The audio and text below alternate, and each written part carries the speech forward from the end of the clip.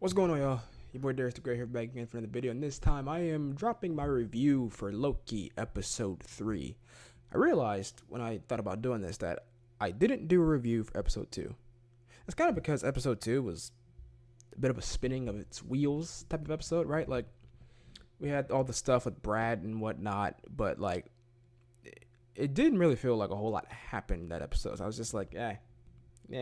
But this episode, Episode 3, some stuff happened. This episode, stuff happened. Some uncomfortable stuff. I'll get to that. But before we jump into this, obviously there's gonna be spoilers in this episode, right? As I talk about what happened, and I give my thoughts on it all, right? So this episode, I loved it because it was so like old timey, right? Like the bulk of this episode is in 1893, right? As we find out that Miss Minutes and Renslayer, right, have basically gone back to the 1800s to give the TVA guidebook to Victor Timely, who will become Victor Timely, one of the He Who Remains / Kang variants, and it was all part of He Who Remains, like, contingency for when he died, you know, basically try to get Victor Timely to create the TVA, from what I understand it, right? So they go give him the guidebook as a child, which in the 1800s, I don't know if that child could have read, but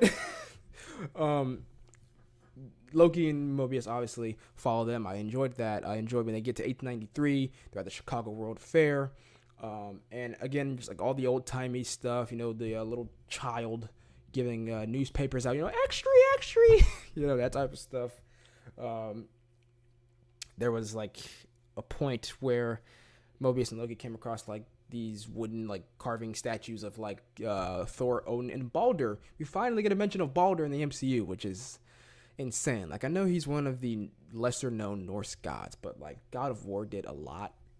Like even before God of War, I was always a fan of Balder from the comics, and like his story with Loki always trying to off him so he can start Ragnarok, right? Like that should have been Thor Ragnarok, but don't even get me started on that. But yeah, God of War did a lot, I imagine, for a lot of people in knowing who Balder is, and like I always wanted them to have Balder in the MCU. I believe, fun fact, Daniel Craig was almost Balder in Doctor Strange and Multiverse of Madness. He would have shown up as a part of the Illuminati, but they ultimately didn't go through with that, right? But anyway, let's get to the meat of the matter, right? And that is Victor Timely, played of course by Jonathan Majors, right? We saw part of this scene where he shows up in the end credit scene of Ant-Man and the Wasp: Quantumania, but now we get to see it in its whole glory of him creating the temporal loom, right? Like it was like his big showman, you know, presentation to these people about, you know, time and all that good stuff. At one point, there's one dude. I was waiting, like, as he was going on, I was sitting back thinking, I'm like, man, this is the 1800s, right? This is 1893, right? There should be some racist stuff going on. But then, you know, right when I was thinking that, some dude goes, oh, I forgot what exactly he said, just like, what is this gonna do or something? Whatever he said, he called him boy. I was just like, there it is. And touching on the Jonathan Majors stuff just quickly,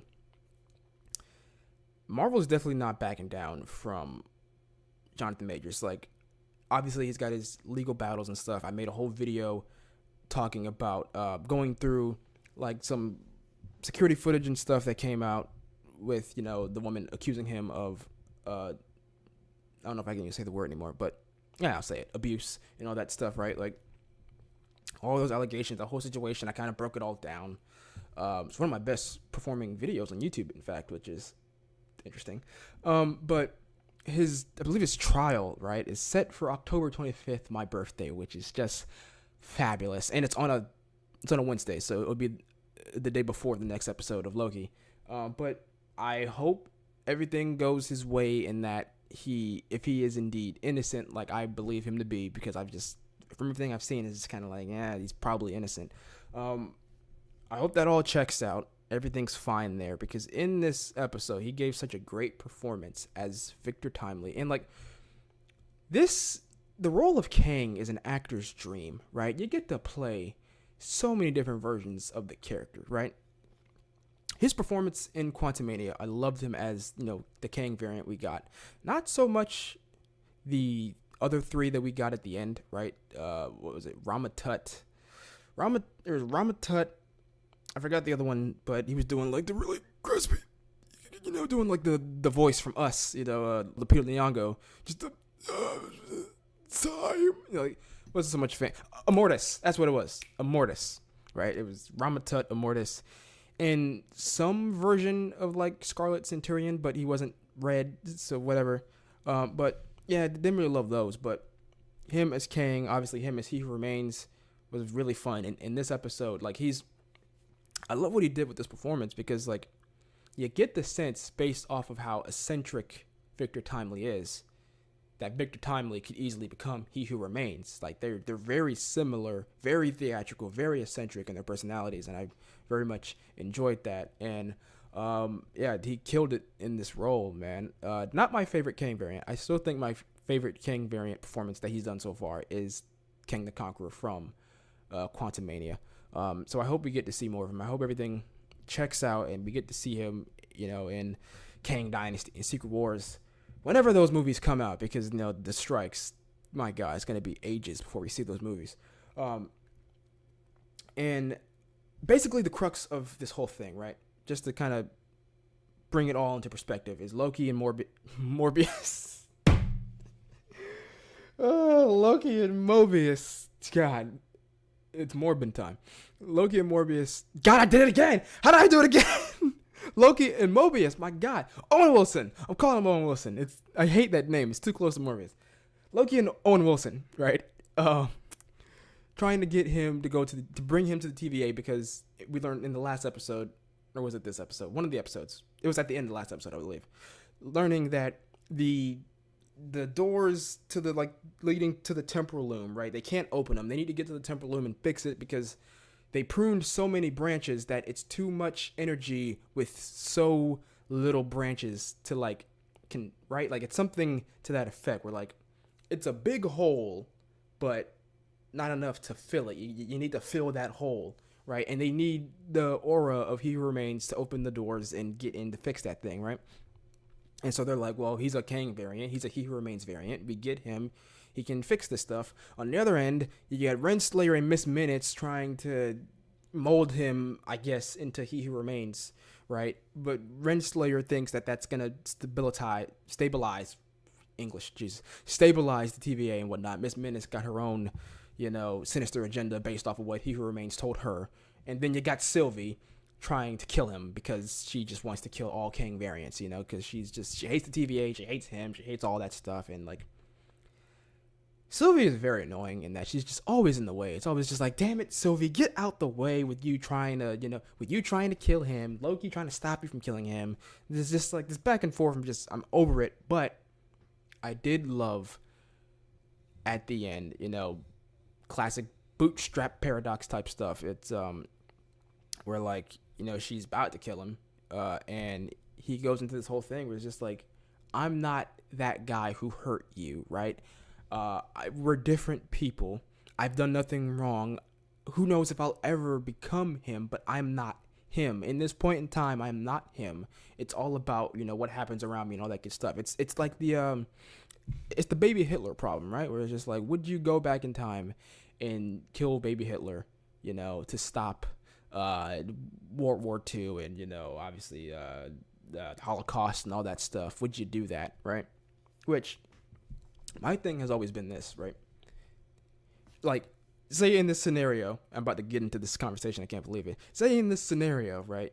If I know for a fact that going back in time and killing baby Hitler would not create a branch timeline or nothing, like everything, it would be a clean cut, all right, this baby's dead, World War II never happens, no Holocaust, all that good stuff.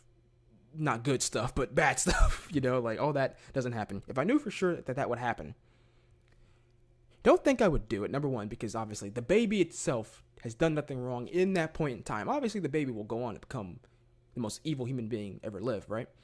But at that point in time, done nothing wrong, very innocent. What I would do you take that baby just out of Germany entirely. If you put baby Hitler in like a different society, right? If you put him in America, you put him in Canada, you put him in Britain, put him in places where like you're not gonna get a dictator, right? Like I think that's the easiest solution. You can do that stuff in Germany and in different countries in Europe and anywhere else, pretty much anywhere else, but certain places like America and other, countries where there's, full on democracy. Like, that's what I would do. Just take him out of Germany, said none of that happens, or Austria, wherever he was from. None of that, right? I feel like it's the easiest thing to do. Or, instead of bringing it to baby Hitler, you basically go back in time to when he first starts to show, hatred for Jews, and then you're like, all right, you gotta go. you gotta go. I mean, you still haven't done anything wrong, but you're an anti-Semitic piece of garbage. I don't care. Bye.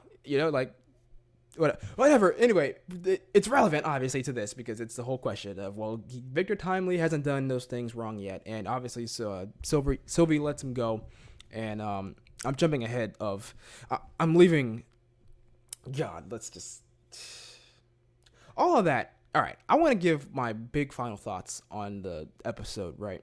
Because it was a very entertaining, very good episode. Like, it was really good.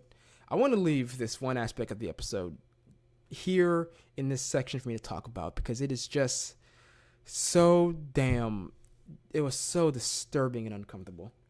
Miss Minute's obsession with Kang, He Who Remains, Victor Timely, him, that we find out in this episode, it was so uncomfortable. Like, we find out that, this episode did a lot for Miss Minute's character, because there was a lot of questions about her, but like now we got more answers, more insight into who and what she is, right? Is that, He Who Remains created her as his AI companion toy, not partner, because apparently he doesn't, Kang variants. I'm assuming this is like a thing with Kang variants. They just don't like partners, because when Renslayer was talking to Victor on the boat they were taking to Wisconsin, she was like, I'm looking forward to this partnership, and he's just like, and then dropped her off the boat, went with Miss Minutes, because earlier in the episode it did drop the hint that he doesn't like partners. He said he doesn't do partners, but Miss Minutes wasn't even that He Who Remains, but she wanted to be more. She wanted to be, she wanted to be his girl. Like, her words, she wanted to be his girl. She was in love with him. She was like, why did you never give me a real body? And the entire time, like, as it was progressing, and Tara Strong is magnificent, magnificent voice actor. As the episode went on, the more and more that she talked about He Who Remains, and like the real sultry tones to her voice, I was just like, wait a minute. I don't like the way she's talking right now.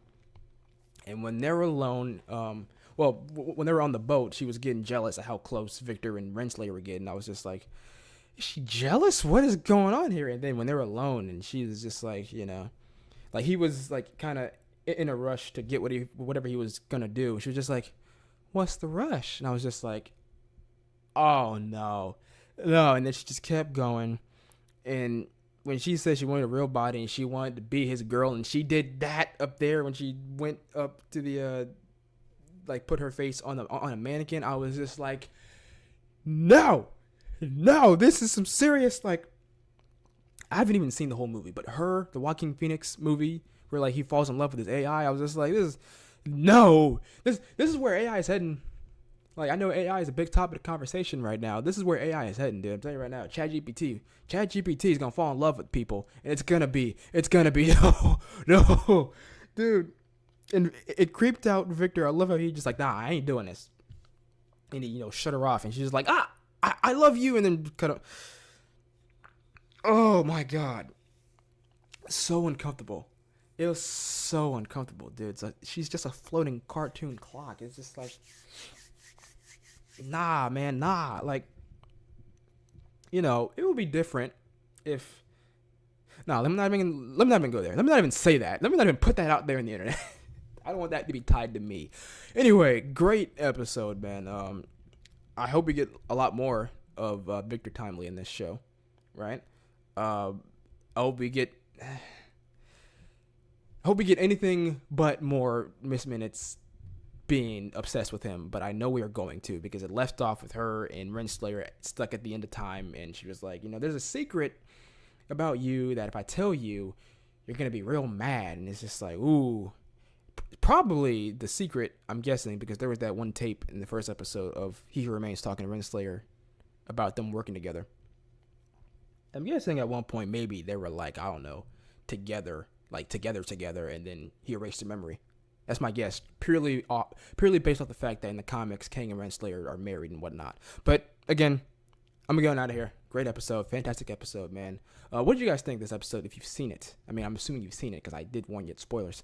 Did you like it? Did you not? Let me know, man. Also, do me a favor, click that like button, man. It looks like a thumbs up, right? Help me out there. Helps the channel, helps the video. Subscribe if you haven't already. I'm on the road to 300 subscribers. I'm currently at 224. Help me on that journey, man, and eventually I'll get to 1,000 subscribers, man. Thanks again for all the support. I will see you guys in the next video. Peace.